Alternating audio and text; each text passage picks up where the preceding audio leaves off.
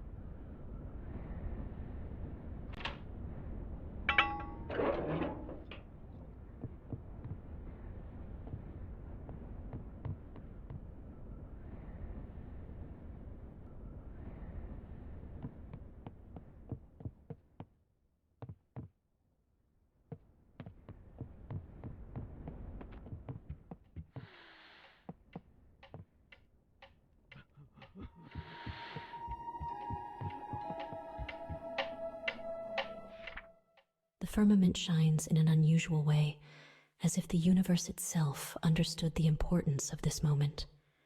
Today I have begun the creation of Pantea, and these pages will witness its growth. A fantasy place where illness and misfortune will have no place. There, chance will succumb to my will, and every creature and landscape will follow the designs carefully traced by my hand.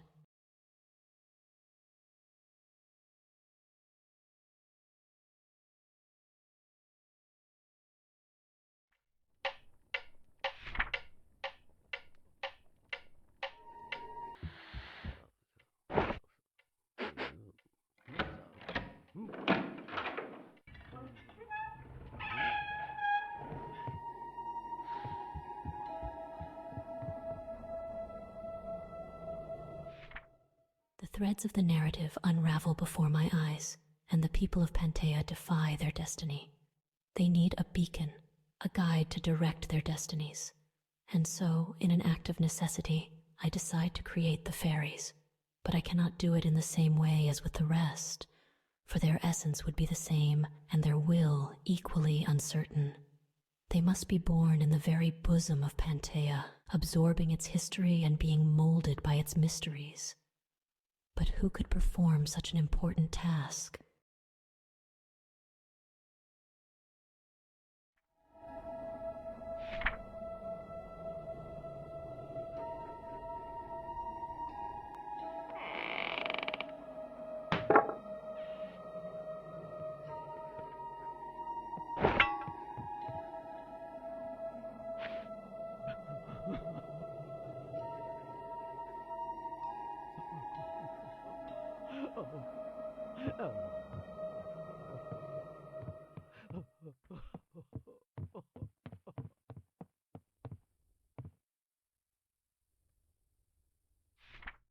After much reflection, only one figure rises in my thoughts.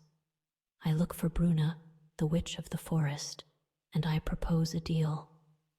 Give her the book of knowledge in exchange for her finding the way to create the fairies. But she asks for something else in return, a son. With no alternative, I accept, and she immediately dives into the book in search of answers.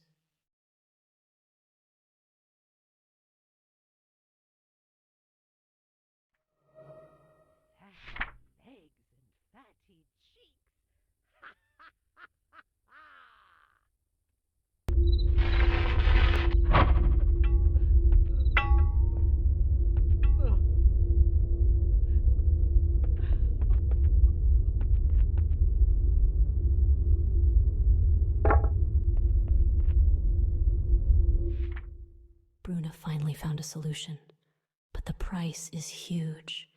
In the basement of her abode, the creatures grow in captivity, fed with the very essence of innocence. children she brings from the outside world that she calls outsiders. I face the contradiction of my creation and keep my part of the deal. I give the witch the child she so craves, while innocent lives die so that I can impose my will.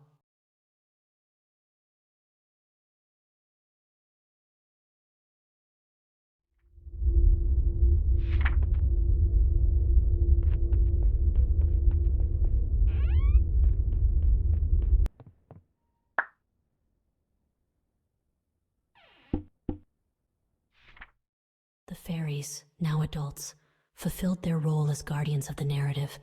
However, a tragedy ended this period of calm. Bruna's son fell into the basement and was eaten as if he was just another outsider. Traumatized, the witch breaks our deal and stops taking care of the fairies. Them, deprived of food, succumb to hunger and devour the weak ones, corrupting themselves beyond redemption and becoming monsters without compassion.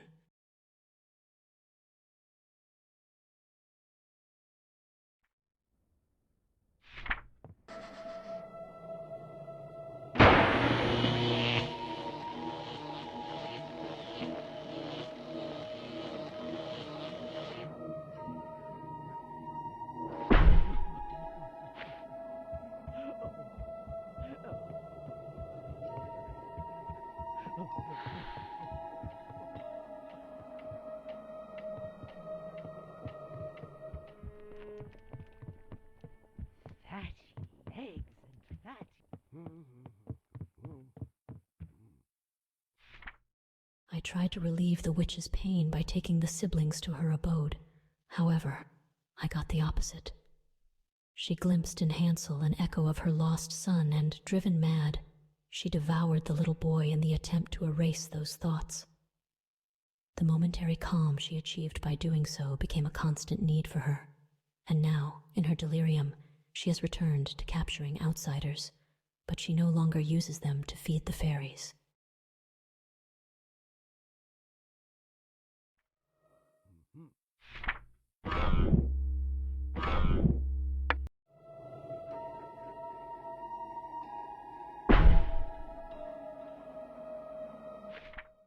With no other alternative, I led the fairies to Bruna's abode in the hope that they could redirect her destiny, but she, in a desperate act, released the monsters.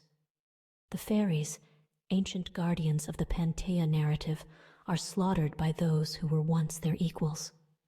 And now the monsters fly free, unleashing chaos in their path. But today, before giving up on this world, I give the last strokes to my creation and bring a ray of hope to the land of Pantea. Perhaps not everything is lost.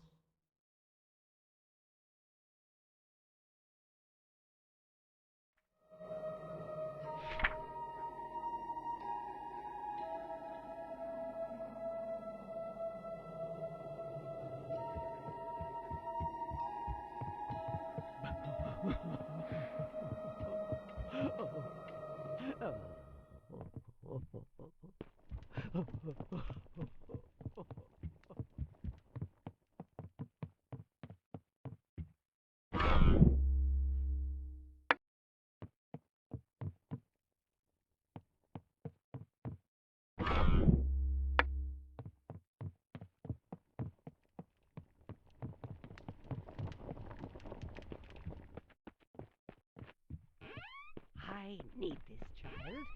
Oh, he seems quite innocent. Only if he gets a little fatter will he give me strength for my spells.